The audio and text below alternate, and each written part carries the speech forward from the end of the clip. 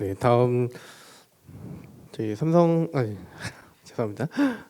서울 성모병원의 김영준 교수님이 발표해 주시겠습니다. 김영준 교수님은 와이드 QRS 빅맥의 심전도 판독에 대해서 발표해 주시겠습니다. 네, 소개 말씀 감사드립니다. 고향에 돌아온 느낌이고 반대 감사드립니다. 초대해 주셔서 감사하고요.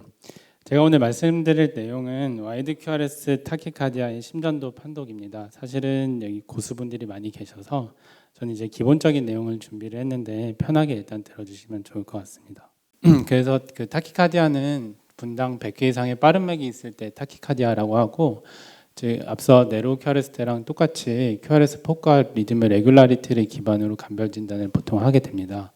그래서 노멀 하트레이트는 이렇게 느리게 뛰다가 타키가 있을 때는 딱 한눈에 봐도 촘촘하게 이렇게 나오는 것을 볼 수가 있고요. 그래서 그 빅맥을 저희가 심전도를 처음 봤을 때 이러한 알고리즘을 통해서 감별 진단을 할 수가 있게 되겠고, QRS가 좁은지 넓은지를 보고 규칙적인지 불규칙적인지 보고, 이런 피파 앞에 박수영 교수님께서 다 잘 설명해 주셨던 그런 부분들 피파를 분석을 하고, 이제 피저블한 경우에는 혈압 괜찮고 내려가면 아데노신 리스폰스를 한번 볼 수가 있겠습니다. 그래서 보시면 보통 이제 밑에 P와 아데노신을 보는 거는 네로 QRS, SVT에 관련된 내용들이 되겠고, 이제 VT, 와이드 QRS 같은 경우에는 위에 QRS의 위스와 그리고 리듬의 레귤라리티를 주로 보시면은 감별 진단을 할 수가 있습니다.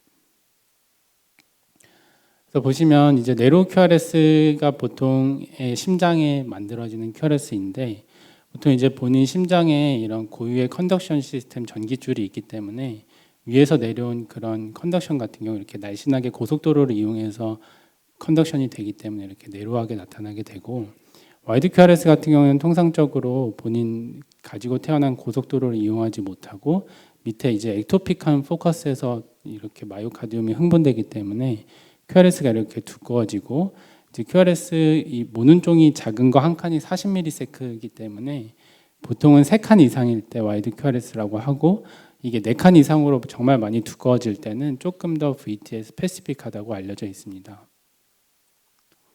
그래서 이제 레귤라리티는 딱 눈으로 보셔도 이렇게 다 레귤러하게 나오고, 대표적으로 AFib 같은 경우에는 이렇게 불규칙적으로 나올 수가 있습니다. 이제 저희가 타키를 봤을 때 이렇게 많은 디퍼런셜이 있지만 앞에서 교수님께서 내려오는 말씀을 해주셔서 제가 오늘 준비한 내용은 와이드 QRS 타키의 감별 진단이고, 여기서 이제 먼저 레귤러 와이드 QRS 타키를 말씀을 드리도록 하겠습니다. 그래서 이제 빈도 순으로 VT, 그다음 SVT 어비런시, 안티드로믹 AVRT 이런 게 있을 수 있고, 사실 저희가 임상에서 제일 쟁점이 되는 게 VT와 SVT 어비런시 감별이고, 이거에 대해 알고리즘이 몇 개 있어서 소개를 해드리도록 하겠습니다.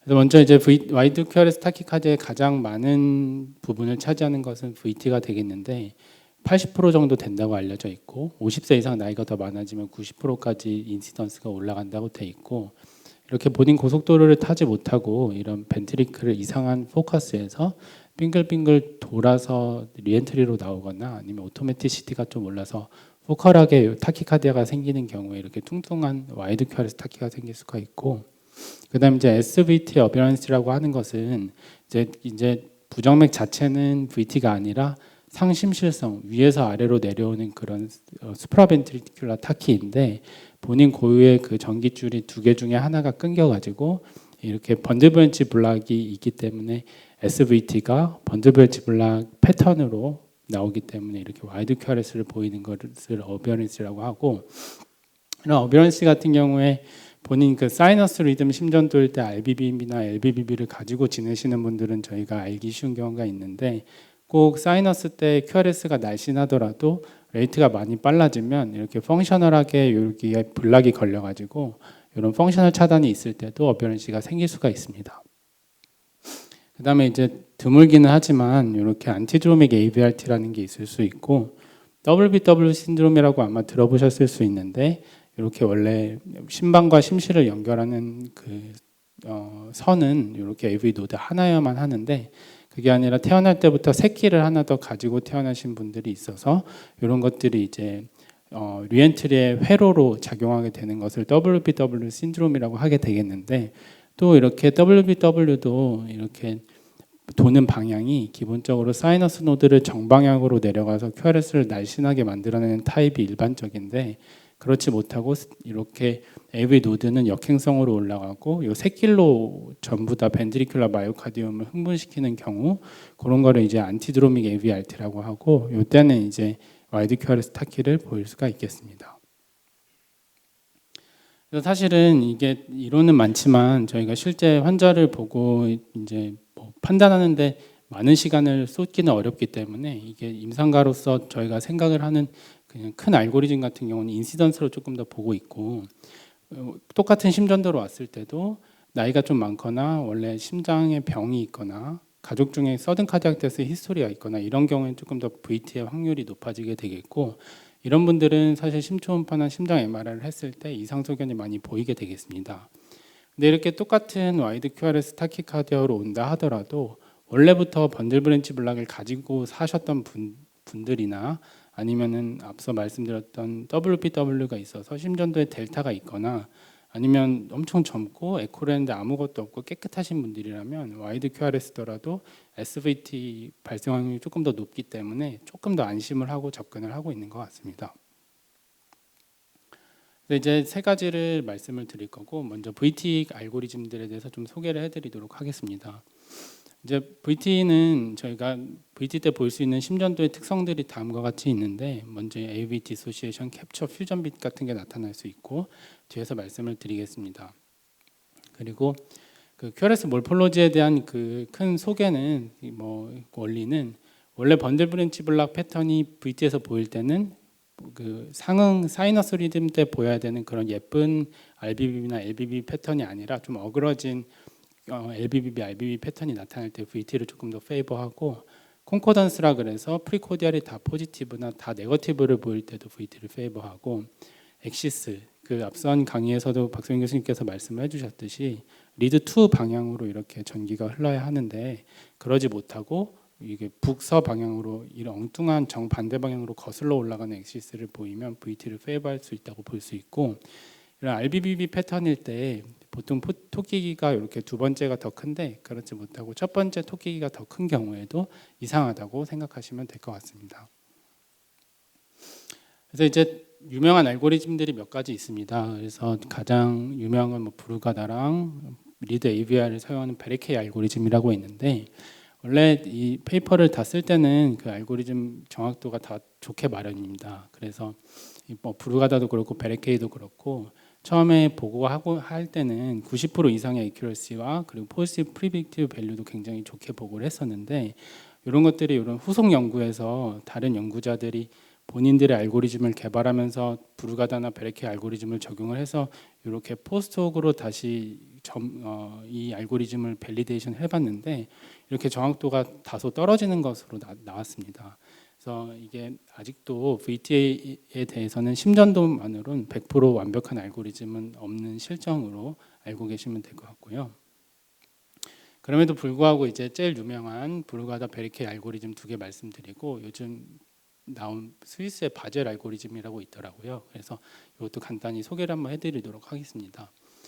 그래서 먼저 브루가다 알고리즘 같은 경우에는 그 RS 컴플렉스, R2S 인터벌, 디소시에이션, 몰폴로지 크라이테리아 이런 네 가지 단계를 따지게 되고, 이제 이렇게 RS 컴플렉스가 없다, absence of RS 컴플렉스라는 뜻은 그 RS가 없다는 뜻이니까 R만 있거나 S만 있다는 뜻입니다. 그래서 R만 있는 것을 포지티브 콘코던스라고 하고 S만 있는 것을 네거티브 콘코던스라고 합니다. 그래서 보통 이렇게 네거티브 콘코던스 같은 경우에는 1, 2, 3, 4, 5, 6 방향에서 벡터가 다 멀어지니까 1, 2, 3, 4, 5, 6은 저희 심장 엔테리어 체스트에 있는 리드거든요. 그래서 이쪽에서 벡터들이 다 멀어지니까 이렇게 나오면 거의 다 almost always apical VT, 그러니까 LV의 끝 쪽에서 그 노스웨스트 엑시스로 다 멀어지는 방향으로 흐르는 almost always VT를 의미를 하게 되겠고, 반대로 이렇게 포지티브 콘코던스를 보이는 경우에는 뒤에서 앞으로 이렇게 벡터가, 즉 LV 베이스에서 프리코디움 앞쪽으로 향하는 그런 벡터를 보이기 때문에 대부분 이제 베이잘에서 시작하는 베이잘 VT를 의미를 하겠는데, 여기서 이제 한 가지 예외가 있을 수 있는 게, 이게 심장의 베이스에는 저희가 액세서리 패스웨이를 갖고 있는 사람도 있을 수 있기 때문에, 만약에 그 이쪽에 심장의 포스테리어 사이드에 그 샛길 액세서리 패스웨이가 있어서 이쪽으로 이제 안티드로믹 AVRT가 발생을 하게 된다면, 이런 것도 다 풀리 마요카디움이 베이스에서 이렇게 캡처가 되는 거니까 VT가 꼭 아니더라도 안티드로믹 AVRT에서도 이런 일이 생길 수 있어서, 네거티브 콘코던스 보시면 거의 VT고 포지티브 콘코던스도 대부분 VT겠지만 이제 하나 사이드로 안티드로믹 AVRT 가능성도 있겠다. 그냥 추가로 재미로 알아두시면 좋을 것 같습니다. 그다음에 이제 R2S 인터벌이라는 것이 있는데, 이제 R2S 인터벌은 애니 프리코디움에서 제일 긴 거를 보시면 됩니다. 그러니까 V1에서 V6까지 보셨을 때 RS 인터벌이 제일 긴 거를 골라서 하시면 되는데, R웨이브의 시작점부터 S웨이브의 나디르, 즉 여기 바닥까지 인터벌이 100ms 이상이면 VT라는 것입니다.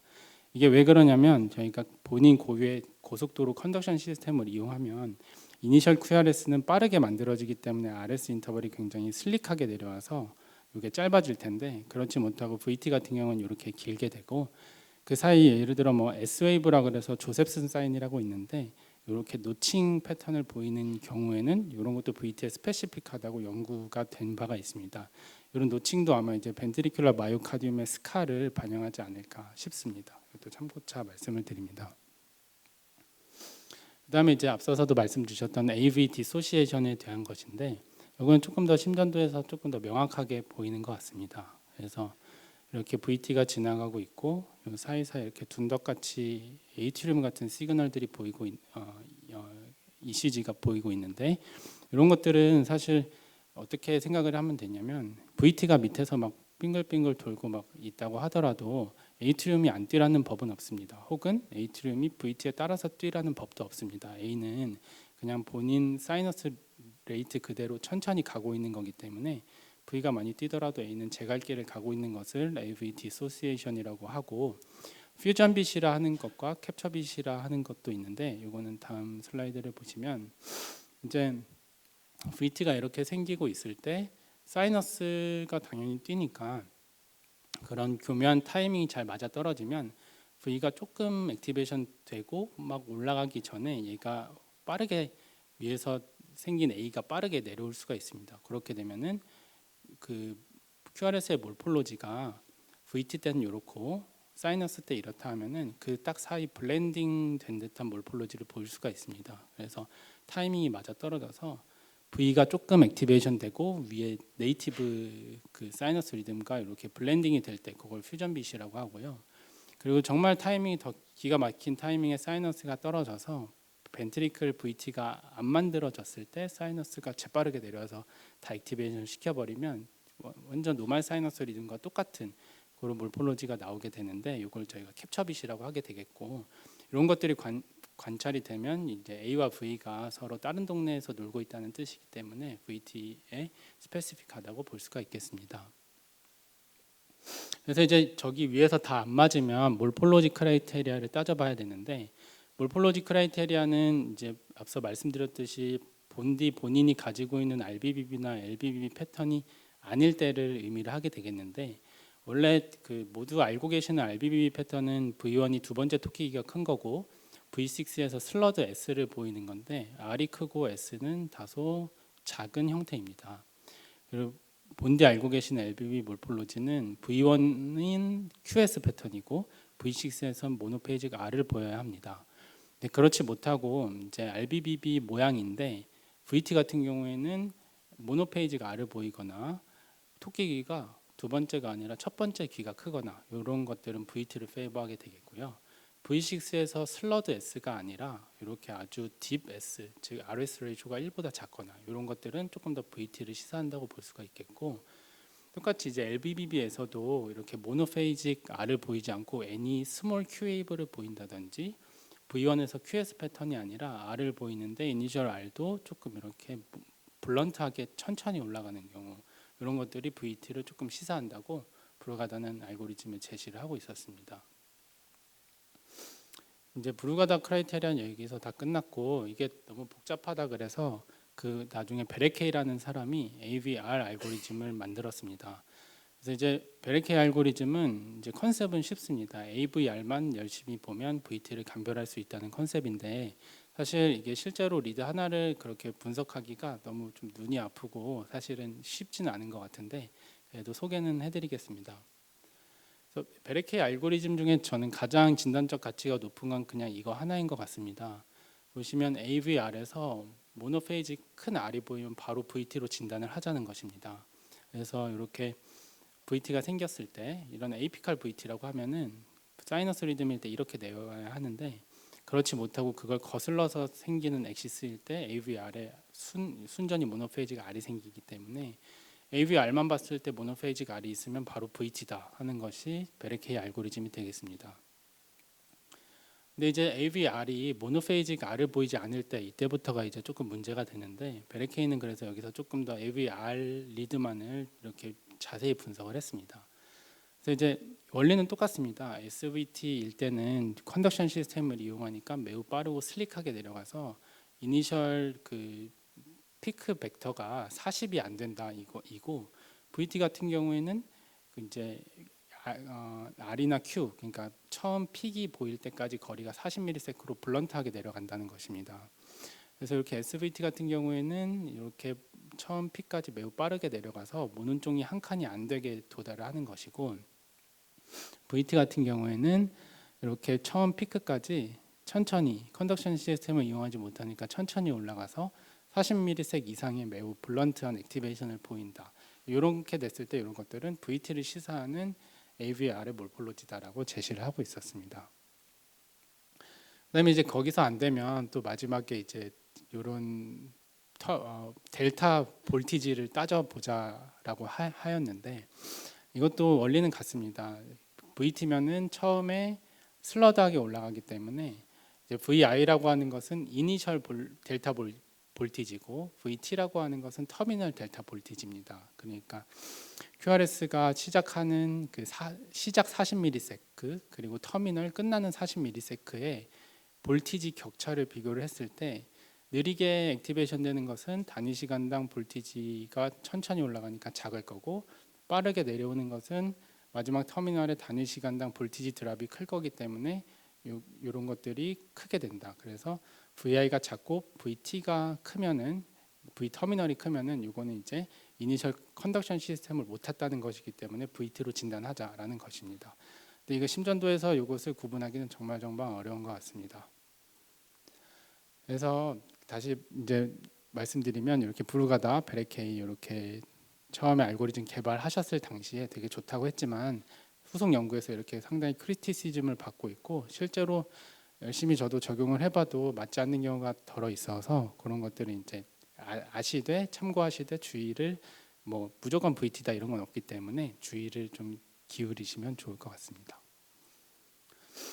이제 마지막으로 소개드릴 알고리즘은 스위스에서 이번에 개발한 바젤 알고리즘이라는 것인데 요거는 이제 제가 조금 더 매력적으로 느꼈던 건 저희가 클리니컬한 그런 크라이테리아가 여기 스코어링 시스템에 들어왔다는 점입니다. 딱 ECG만 파지 않고 이 환자가 만약에 이전에 MI가 있거나 심근병증이 있거나 다른 디바이스를 했던 이런 수상한 히스토리가 있으면 여기 1점을 더 줘서 이런 클리니컬한 거에 조금 더 점수를 주었다는 데 의의가 있는 것 같고 그다음에 이제 리드 2나 AVR을 봤을 때 원리는 똑같습니다. 펄스 P까지 40ms 모눈종이 한 칸 이상으로 늦게 도달하면 컨덕션 시스템을 리크루트하지 못했기 때문에 VT라는 것입니다.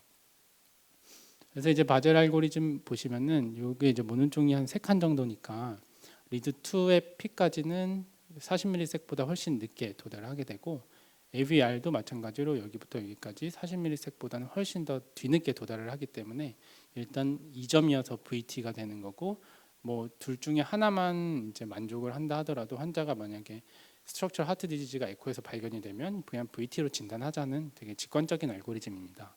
그래서 이것도 일단은 본인들은 브루가다 베레케이랑 비교를 했을 때 좋은 결과를 얻었다라고 레포트를 제게다가 했던 것 같고 이게 좀 재미났던 거는 이제 어떠한 직군, 그러니까 뭐 EP 스페셜리스트 아니면 뭐 어텐딩, 펠로우, 내과 전공의 선생님 다 불문하고 굉장히 빠르게 꽤나 정확한 이런 프리딕션을 보였기 때문에 조금 더 간편한 알고리즘으로 생각이 됩니다. 다만 이제 이런 것들도 페시큘러나 안티드로믹 RT, 마하임 같은 이런 특수한 상황에서는 적용이 안 되기 때문에 역시 참고로 알아두시면 좋을 것 같습니다. 그래서 이 메이오에서 정리해 놓은 게 있어서 시간 되시면 한번 보시면 좋을 것 같습니다. 지금까지 VT 알고리즘이었고 지금 이제 SVT 어비런스에 대해서 설명을 드리도록 하겠습니다. 이 심전도 보시면 어떠실까요? 보시면 이런 LBBB 일단 몰폴로지인 거고 뭐 사실은 그렇게 VT 같다 보이진 않지만 그래도 꽤나 와이드합니다.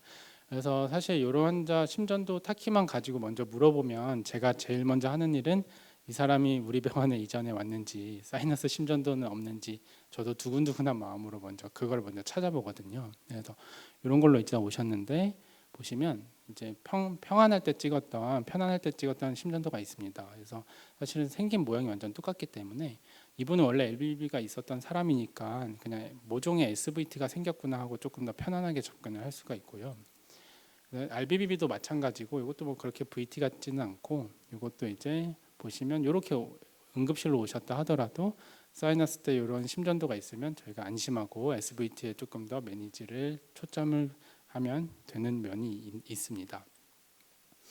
그리고 이제 저희가 평소에는 번들벤치 블락이 없다가도 이런 레이트에 따라서 이렇게 펑셔널하게 각 차단이 생기는 경우도 있는데 이건 이제 너무 깊은 내용이라서 굳이 하실 필요는 없을 것 같고 어찌됐든 그 레이트가 빨라지면 이런 번들의 ERP나 AR 그 렐러티브 리프랙토리 피리어드라고 하는데 이런 상대적인 리프랙토리 피리어드가 서로 차이가 나고 하나는 이제 각 차단이 펑셔널하게 생겨서 이런 와이드 QRS 타키를 보일 수 있다라고 이해하시면 좋을 것 같습니다.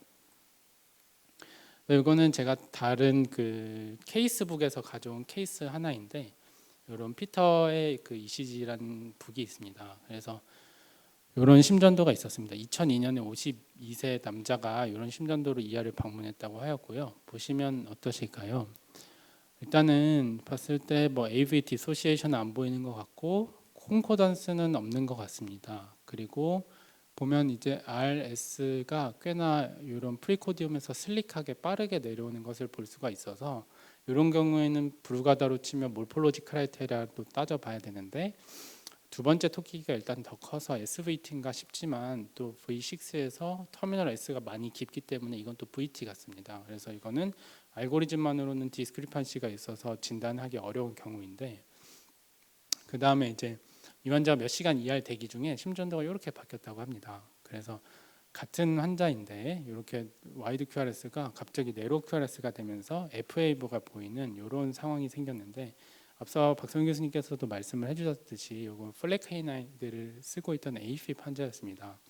그래서 이 기전에 대해서 간단히 설명을 드리면 이 플래케나이드는 원시 드러그라 그래서 이런 소듐 채널 블로커입니다. 그래서 페이즈 0, 제로에 작용을 해서 이 탈분극의 경사를 조금 완만하게 해줘서 QRS를 와이드닝 시키는 그런 효과가 있는데 이 플래카이나이드가 조금 이제 안 좋은 그런 습성이 있습니다. 무슨 말이냐면 이게 유즈 디펜던시라 그래서 맥이 더 빨라지면 약이 더 리셉터에서 떨어지질 않습니다. 그래서 맥이 안 빠를 때는 플래케나이드가 어느 정도 와시아웃이 잘 되는데 맥이 빨라지는 상황에서는 리셉터에 더 붙어 있으려고 해서 QRS를 더 와이드닝을 많이 시키거든요. 그래서 이런 핍 환자가 있을 때 플래케나이드만 단독으로 처방을 해서 그 플래케나이드가 이런 에이트리움 시그널을 좀 어느 정도 정리를 해주면서 올가나이즈드 플러터가 된 겁니다. 그래서 차라리 핍으로 머물러 있었으면 AV 노드가 어느 정도 걸러줘서 많이 빨리는 안 뛸 텐데 얘가 이제 올가나이제이션을 시켜줘서 한 200회로 뛰니까 AV 노드가 200회 정도는 그냥 거뜬히 1대1로 다 컨덕션을 시킬 수 있는 상황이 되고 이제 맥이 빨라지면 플래케나이드는 더 리셉터에서 안 떨어지려고 하니까 QRS가 이렇게 두꺼워지는 것입니다. 그래서 이런 기전이 있기 때문에 저희가 원시 드러그를 처방을 할 때는 즉 플래케나이드를 처방할 때는 반드시 이런 칼슘 채널 블로커나 베타 차단제를 같이 처방하도록 되어 있습니다. 그래서 특히나 이제 젊은 핍 환자는 노드가 좋기 때문에 이런 것들을 유념하시면 좋을 것 같습니다. 그다음에 이제 드물지만 안티드로믹 ABLT에서 소개를 해드리면 요 이제 앞서 말씀드렸던 새길입니다. 그래서 원래는 정상인은 이런 새길이 없습니다. 요 AV 노드 하나만 있고 AV 노드는 신호를 좀 걸러주는 습성이 있어서 데크리멘탈 프로퍼티라고 하는데 일을 빨리 시키거나 많이 시키면 더 천천히 하려고 하는 습성이 있습니다. 그래서 그런 것들 때문에 P웨이브가 내려와도 QRS를 바로 만들지 못하고 PR 인터벌이라는 것이 생기게 되고요.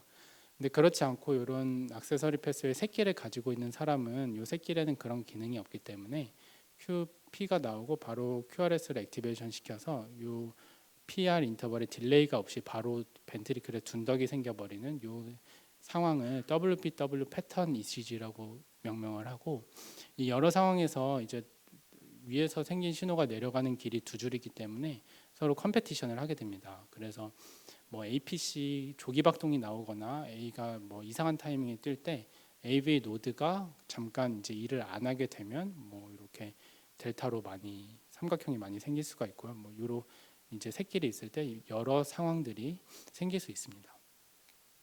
그래서 이제 안티드로믹 AVRT라고 하는 것은 안티니까 이제 역이라는 뜻인데 역의 기준은 노드입니다. 그래서 노드를 기준으로 정방향으로 못 내려오고 거꾸로 올라가는 것을 안티드로믹 AVRT라고 하고, 이때 노드와 컨덕션 시스템은 요 회로에 그냥 일부로만 작용을 하고 에이트리움을 갔다가 벤트리클은 이렇게 그냥 다 풀리 새길로만 프리익사이테이션을 시키기 때문에 이렇게 뚱뚱한 삼각형으로만 계속 이렇게 빈맥이 온고잉 하게 됩니다. 그래서 이제 앞서 여러 가지 말씀드렸고 정리를 하자면 뭐 이렇습니다. 그래서 VT 같은 경우에는 QRS가 모눈종이 4칸 이상 160 이상인 경우가 많고, 번들벤치 블락 패턴이 있어도 사이너스 때와는 조금 다른 이상한 모양의 번들벤치 블락이 보이면 VT가 되겠고, QRS 엑시스 늘 그렇진 않지만 AVR에서 모노페이지가 R이 보이고 노스 웨스트 엑시스를 보이면 VT가 되겠고, 디소시에이션 흔하다고 하지만 사실 찾기는 어렵습니다. 그리고 퓨전 캡처 빛도 흔하다고 하는데 찾기는 또 어려운 경우가 많습니다. 그리고 RS 인터벌이 길고 콘코던스 있을 수 있고 AVR에서 R이 있으면 VT 가능성이 큽니다. 근데 저도 이렇게 말씀은 드리지만 실제 환자가 응급실에 왔을 때 잘 감별 못하는 경우가 아직도 여전히 많고, 환자 그렇게 있으면 이 알고리즘이 머릿속에서 다 꼬이기 때문에 진단은 저도 아직도 비기닝하는 주니어 입장에서 잘 못하고 있는 것이 현실입니다. 그래서 저는 애매하면 다 VT라고 생각하고 버전을 하든지 그렇게 하고 있습니다. 이제 그 다른 디퍼런셜은 와이드하지만 이레귤러한 타키가 되겠습니다. 여러 가지가 있는데 AFib-WPW만 아시면 됩니다. 그래서 앞서 새끼리 있고 AFib이 생기면 A가 굉장히 많이 내려오기 때문에 이렇게 QRS가 이상한 모양으로 자꾸 변하면서 내려갈 찬스들이 많아집니다. 그래서 이레귤러 하면서도 QRS 하나하나 모양들이 다 이렇게 제각각일 때 AFib-WPW를 의심하게 되고, 이때 이제 그 저희 완전히 그 족보처럼 외우고 있는 게, 이때 AV 노달 블러킹 에이전트를 AV WPW 때는 쓰면 안 된다입니다. 이제 이론적인 근거는 이제 여기서 AFib이 그래도 온고잉할 때 양쪽 길 다 열려 있으면 서로 컴페티션하면서 좀 내려갈 텐데, 이런 아데노신부터 AV 노드를 차단하는 이런 약물을 쓰면은 다 욜로만 내려가기 때문에 다 와이드 QRS만 보여서 VF로 디제너레이션 할 수 있다는 그런 이론적 근거가 있어서 이런 것들은 쓰지 말도록 돼 있고, 그러면 이제 약물이 있어야 되는데 클래스 1A 안티어리스믹스인 프로키난 아마이드를 쓸 수가 있게 되어 있습니다. 이거는 조금 더 액세서리에 스페시픽하게 작용을 해서 AFib-WPW를 레스큐할 수 있다고 되어 있긴 한데, 이게 사실 희귀약품이라서 처방을 하고 싶어도 못합니다. 하기가 어렵고 약이 어벨러블 하지가 않아서 실제 환자가 오면 이제 헤모다이나미컬리 언스테이블한 경우도 많아서 DC를 치고 보는 경우가 더 많은 것 같습니다. 케이스를 이제 마지막으로 하나 보여드리면, VP 머레스트로 타원 응급실에 가셨다가 ROSC 되고 외래로 오셨던 환자분으로 기억을 합니다. 그래서 그때 전원 소견서에 EPS하고 결과에 따라서 ICD 필요하다고 해서 리퍼를 해주셨었는데, 심전도 보시면 어떠실까요? 보시면 여기서 제가 확대를 안 했지만 이런 데 보면 미니멀하게 삼각형 델타 웨이브가 조금 의심되는 곳들이 조금 있습니다. 그래서 이제 VF로 처음에 프레젠테이션 하셨지만 이런 액세서리가 혹시 있지는 않을까 하고 EP 스터디를 삼성에서 시행을 했고 환자 보시면 이렇게 이지 터치만으로도 AFib 막 생겼고 AFib 생길 때 보면 이렇게 프리익사이테이션이 막 생겼습니다. 그래서 결국에는 환자는 AFib WPW 환자였고 보시면 그 맥시멀 RR 인터벌도 250ms로 매우 짧아서 이런 하이 리스크 피처도 있어서 어블레이션을 진행을 하였고 결국엔 어블레이션 후에는 그런 이벤트들이 없어서 ICD 없이 환자분은 잘 지내고 계십니다. 그래서 이렇게 와이드 QRS로 결국에 와도 이런 베이스라인에 이런 델타가 있으면 조금 더 뭐 SVT 쪽으로 생각해도 되지 않을까 하는 그런 메시지를 주는 케이스였고요. 마지막으로는 아까 저희 김주현 교수님께서도 말씀을 주셨는데 토사에 대한 얘기입니다.